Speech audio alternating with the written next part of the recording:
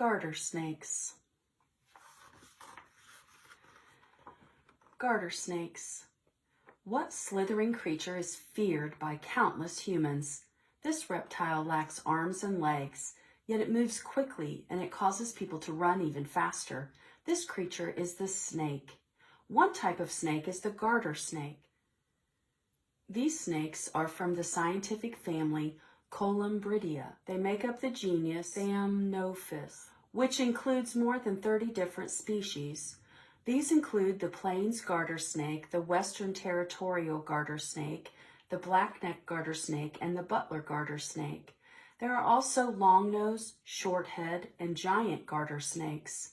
The common garter snake is the species Syrtalis. These are several subspecies within this group. These include Texas, Chicago, red-sided, and blue-striped garter snakes. Garter snakes are cold-blooded, vertebrate reptiles.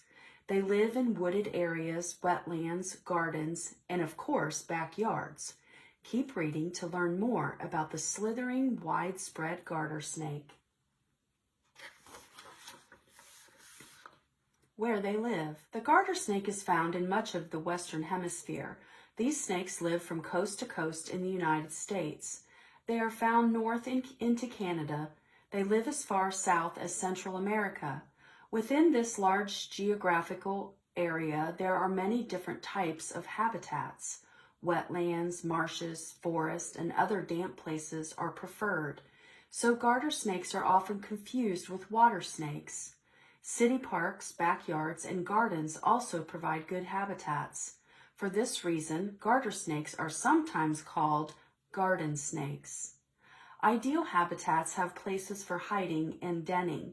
Garter snakes generally find small spaces in rock piles, under boards, in fallen trees, or underground for their dens. Snakes also use dens for sleeping and winter hibernation. Head to tail. Garter snakes are long and narrow. Males are shorter and thinner than females, but they may have longer tails. Garter snakes are generally less than 39 inches long. The average common garter snake measures 18 to 54 inches long. It weighs just over 5 ounces. Garter snake species often offer a wide variety of colors and patterns. Their bodies range from gray to brown to black to olive or dark green with a lighter belly. Usually 3 stripes run the length of the garter snake's body. There is one in the middle of the back and one on either side. However, a garter snake may have just 1 stripe or no stripes. Stripes may be yellow, red, blue, or orange. Some garter snake species have checkered appearance. Others look spotted. Some are a solid color. Many have 2 yellow or white spots on top of the head. These patterns come from the colors of the garter snake's overlapping scales.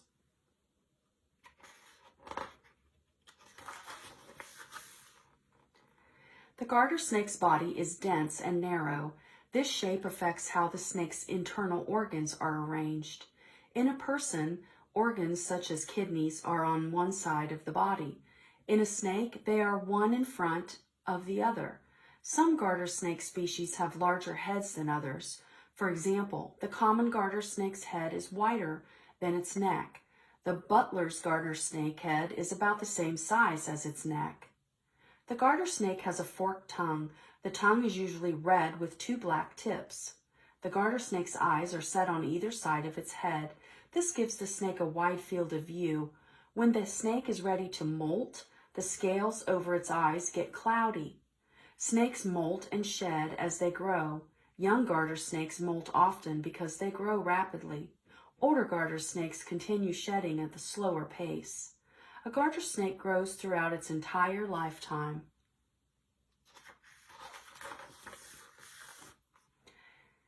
Seeking a meal. Snakes are well known for eating creatures much bigger than themselves. Many pictures show a python or an anaconda with half a mouse, frog, or bird sticking out of its mouth. Other pictures show snakes with the outline of the entire animal within their body. Snakes are carnivores, and they do eat large animals such as these. However, a snake's diet depends on what is available in its habitat. Favorite meals also differ by species. Most snakes feed on smaller prey. Since garter snakes often live near water, their diet may include minnows and other small fish. They also eat frogs, toads, and tadpoles. Garter snakes seek out earthworms, slugs, snails, leeches, and various insects. They eat salamanders, small mammals, birds, other snakes, and even carrion.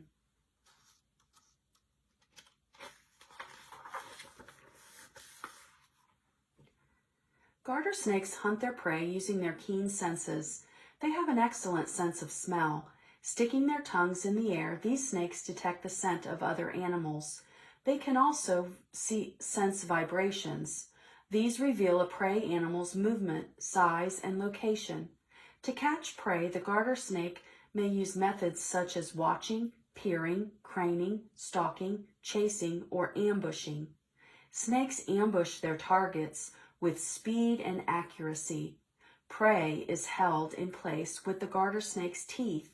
Small prey can be controlled by the garter snake's slightly toxic bite. Like other snakes, the garter snake eats its prey whole. A flexible jaw and many movable bones in the skull allow it to eat large objects. Snakes may seek out a warm place in the sun when digesting a meal.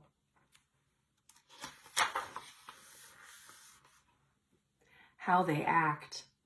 The time of day a garter snake is most active depends on its habitat. Garter snakes are usually diurnal. This means they are most active during daylight hours. In very hot weather, they may be nocturnal. On warm winter days, they may lie on rocks and bask in the sun. Mornings are often spent warming in the sun. This helps the cold-blooded animals keep its body temperature around 82 to 90 degrees Fahrenheit for the day. Other daytime hours are spent looking for food. In late fall, some garter snakes leave their summer breeding grounds for winter dens. These areas can be far from one another, requiring migration. Like summer dens, winter dens are located under rock piles, in tree stumps, or in the burrows of other animals. The snakes use them for hibernation.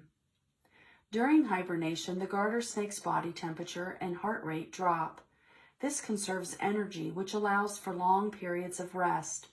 Garter snakes hibernate in large piles. They lie together and form tight coils to maintain body heat. Senses and communication. Garter snakes use their senses to communicate and pick up information. For example, the garter snake can sense movement and vibration. It has no outer ears, but its skull bones pick up sound waves that go to the inner ear. This helps the garter snake sense what is around, approaching, or pursuing it. Garter snakes also use chemical signals called pheromones in communication. Pheromones are given off from their skin. Another snake can absorb the pheromone trail through its tongue. The snake sticks out its tongue, picks up the odor, and brings its tongue back into its mouth. There, the tongue touches two hollow areas on the roof of the mouth. This allows the special Jacobson organ to decode the odors and give the snake information.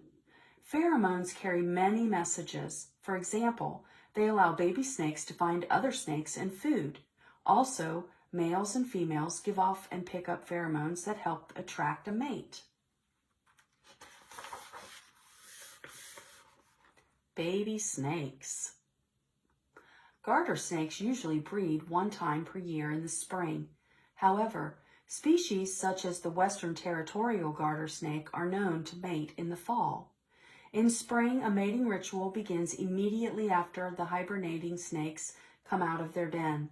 For example, male common garter snakes leave the den first. Then they wait for the females. Their bodies are releasing pheromones at this point. These attract the female snakes. When all females have come out, the males surround them. Each female then selects a male for mating.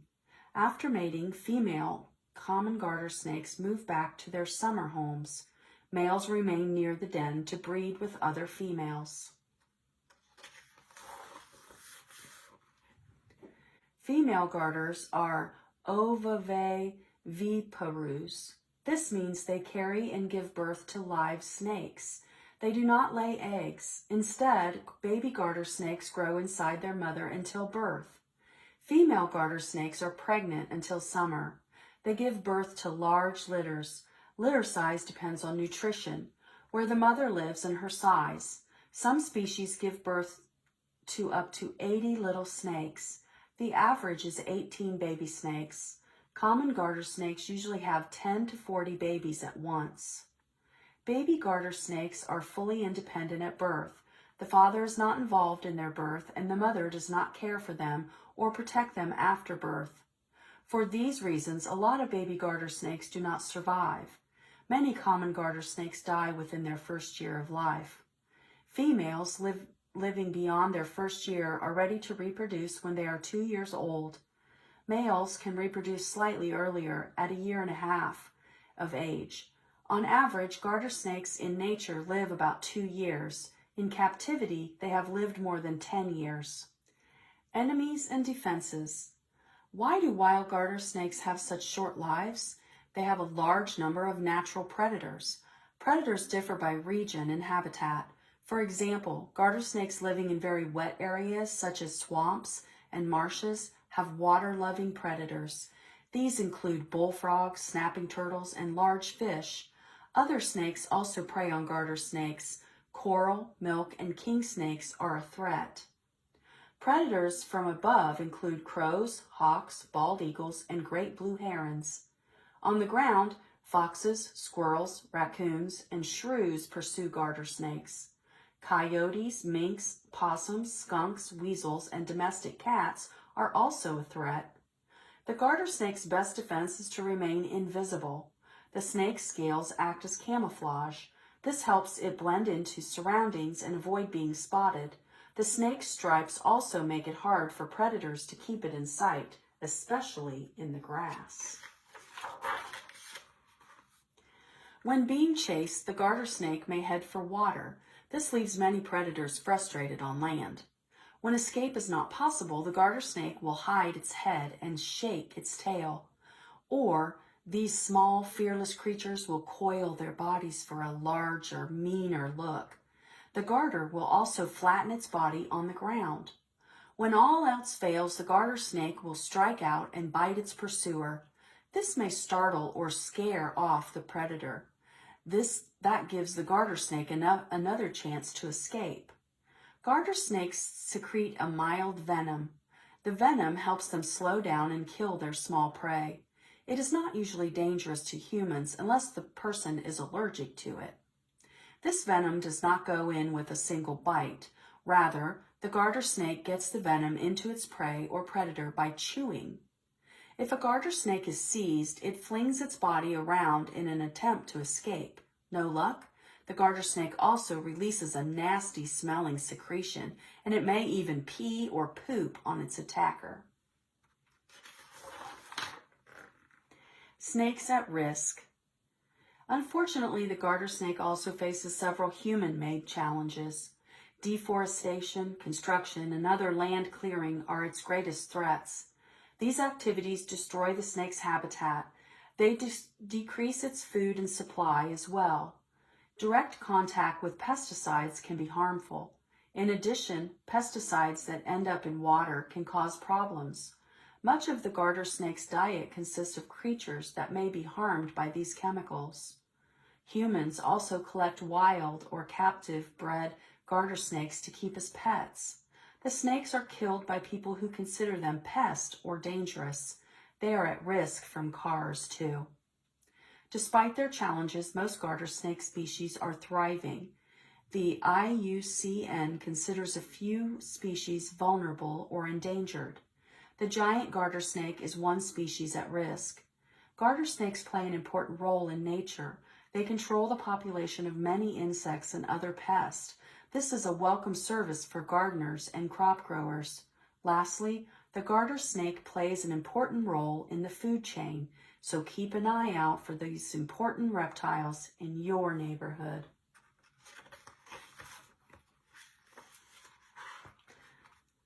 Glossary.